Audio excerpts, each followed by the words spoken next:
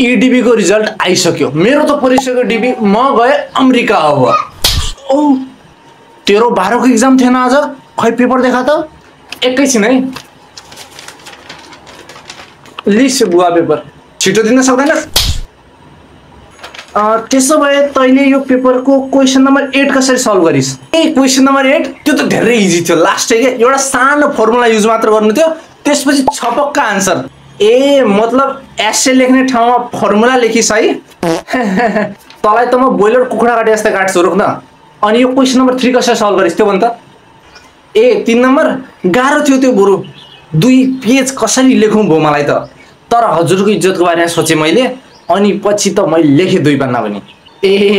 Fill in the ब्ल्याङ्क्समा 2 पेजको answer लेखेर आएर इज्जत बचाइस् है। त्यसो भए प्रश्न नम्बर 7 हजुरको स्क्रिनको अगाडि द बुल च्याप्टरको समरी भन्नुस्। त्यो च्याप्टर नै पुरा गणतन्त्रवादीहरूको चाल थियो के, त्यो बुल भन्ने च्याप्टर। म भन्छु पञ्चायत काललाई नराम्रो देखाउनलाई त्यो च्याप्टर राख्यो। राजा हो देश बचाओ, 1000 राजा भन्दा 1 राजा ठिक। मैले ठिक भनेर? एकदम सही भनिस्। त जति सही कुनै हुन सक्छ रे दुनियाँमा दिमाग वाला।